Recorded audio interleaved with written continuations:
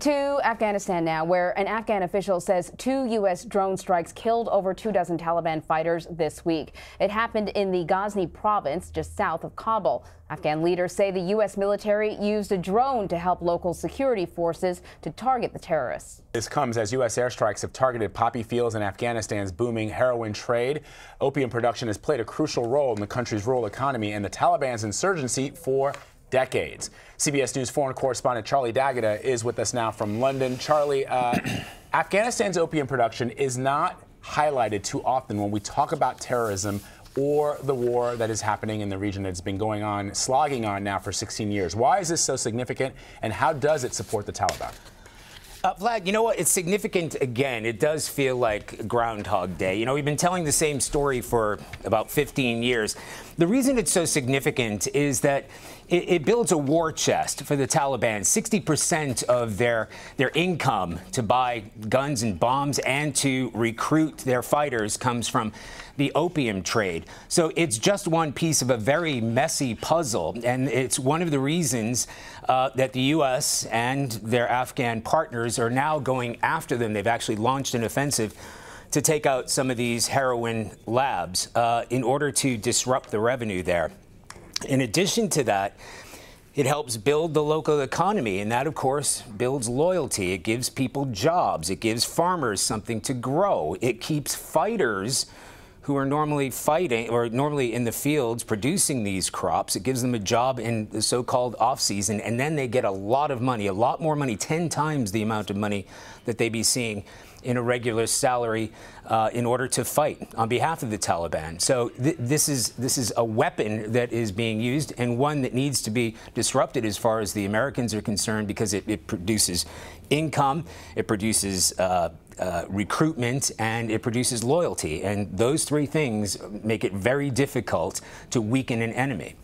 But if the U.S. chooses the route of destroying the poppy fields, then they have to replace it with something. I mean, you're talking about pulling out a significant component of the economy.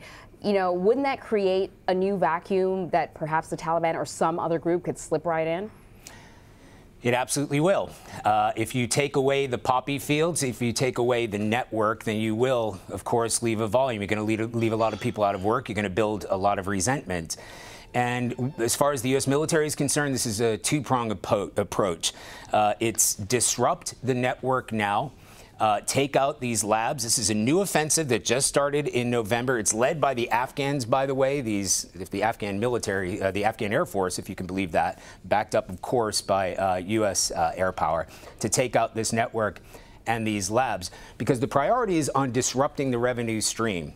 And yes, you're going to alienate the locals, but the long ball is to encourage them to grow food crops, things like saffron. But of course, we're not looking during this season. The UN has estimated that the opium and poppy output in that region is up by 87%. So they're running rampant in these areas. So this is uncontrolled. You're also going to annoy warlords, the people that have and wield the power in those regions. You've got to get them back on board. So yes, in the short term, you're going to be damaging the economy. You're going to be alienating the locals. But they have to disrupt this revenue stream. And in the long term, they have to encourage them to grow something other than poppies. And that takes time. And of course, saffron might be expensive, but it's not nearly the cash crop that poppies and heroin are. Indeed. Charlie, we also want to ask you about the recent wave of violence in and around Kabul. You've traveled there and all over Afghanistan for many years reporting for CBS News. What's different about this surge of attacks, and why now? You know, Vlad, I think what's different here is the viciousness of the attacks and the uptick in the attacks, these spectacular attacks. I hate to use that word, but that is a category that is used when we're talking about more than 100 people getting killed. Going after civilians, this ambulance bomb, putting explosives in an ambulance and striking civilians. More than 100 people were killed, many more than that injured. Going after the Intercon Hotel, killing the foreigners there. Soft targets. You're not going after the police. You're not going after the military. You're not going after security services and the infrastructure. You're sending the message to Afghans saying your government and the Americans backing them up cannot keep you safe. So we're creating this sense of instability in Kabul. In addition to that, obviously the attack at the Intercon and the threat to other Western hotels, sending a message to Westerners: do not come here. It is dangerous. Do not invest anything in here. The attack at the Intercon has essentially crippled one of the major airlines there. Many Ukrainian personnel were killed who work for an airline. That's essentially shut down. This is having an immediate impact, and it's just showing the viciousness. On top of that, and I know I'll do this very quickly, is ISIS has also established a foothold there. So now you've got two groups who are vying to outdo each other in these spectacular attacks, specifically centered on the capital. Can we talk a little bit about the role of Pakistan? Afghanistan's president slammed the country, and he basically said, and this is a quote, that Pakistan, the center of Taliban terrorism is in Pakistan. What role does this country play in this war and these attacks? Well, you know, Anne-Marie, the Afghans have long blamed Pakistan for their problems, perhaps overblamed, if that's a word, for their problems in Afghanistan. But there is no doubt that Pakistan does play a role, specifically in the attacks up in Kabul. If you consider the areas in the south where you've got a huge Taliban presence, and Taliban fighters are able to cross that border in between Pakistan and Afghanistan, it's easier for them. What we're really talking about here is the Haqqani network. This is a group that is based toward that area along the border with Pakistan. And the Afghan government and Americans alike, including the U.S. administration, understand that there are members of the Haqqani family and the Haqqani group, Taliban group, that have safe haven in Pakistan. They have freedom to roam. They have freedom to build a network. They have freedom to come and go, because although the U.S. and its allies can strike pretty much at will within the confines of Afghanistan, as soon as these hostiles or militants cross the border into Pakistan, it complicates things much, much further. So yes, it's a story that we've heard before for Kabul to be blaming Pakistan for their problems. In this case, it is true. And the more pressure that you put on, as Donald Trump has put on Pakistan by reducing the military aid to that country by $2 billion, the more pressure you're going to put on that local Taliban for these strikes that we're seeing in Kabul and elsewhere. Charlie, let me remind our viewers that you need no reminding, but let me remind our viewers that back in December of 2001, in the wake of 9/11, President George W. Bush vowed that American forces would stay in Afghanistan. He declared it America's purpose to lift up the people of Afghanistan.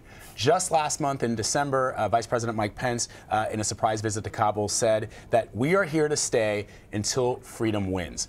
Great ideals. Everybody's for freedom. Everybody's for helping the Afghans.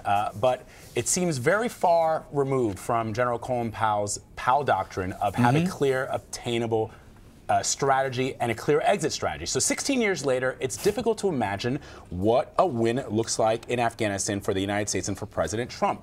What is your assessment of the military strategy here? And I spoke to Steve Cole yesterday, who, as you know, wrote Ghost Wars, and he's got a new book out on the Directorate S, which is the secret intelligence arm of Pakistan, and he says it looks like there's no end in sight. Unfortunately, that's the situation that we're facing, and it sounds like a broken record. And I'm personally invested in the country, having covered it for so long. The Afghans are wonderful people, and we want them to have, a level of security, stability, and freedom. It's very telling that there hasn't been any real constructive progress, and we keep seeing these setbacks. When I traveled with the U.S. Marines last summer down to Helmand province, where we had thousands of them before, and they were right back in the place where hundreds, thousands were killed trying to defend and take over that territory. The moment they pulled out, the Taliban moved in again. When you talk to U.S. military commanders, they say these three words: train, advise, and assist. You've got to get the Afghans standing up on their own 2 feet. But Americans are tired of this war. It has cost so much money to support them. We're frustrated that the Afghans seemingly are incapable of providing this security. And the moment you have overwatch from the United States, the Taliban come rushing back in. But yes, the U.S. strategy is almost as it was 10, 15 years ago. Train, advise, assist Afghan forces to let them stand up on their own 2 feet and do the job. Unfortunately, when we see these attacks, and we see the Taliban reclaim this territory, as you pointed out in that story before we started speaking, 70% of that territory, it hasn't really been taken over, but they've got freedom of movement and they have influence in those areas. So this is no small thing. This is several steps back in the past couple of years, and it's something that the U.S. administration has got to deal with, or they're going to have to cut bait. And, you know, we talk frequently about ISIS, Al-Qaeda, the Taliban. I was shocked to hear, Charlie, that there are some 20 different terrorist organizations operating in and around Afghanistan, threatening the people there. You've done some incredible reporting. Thank you so much for taking some time out to share your analysis and your experience with us on CBS. I appreciate that. Thank you. Thanks, Charlie.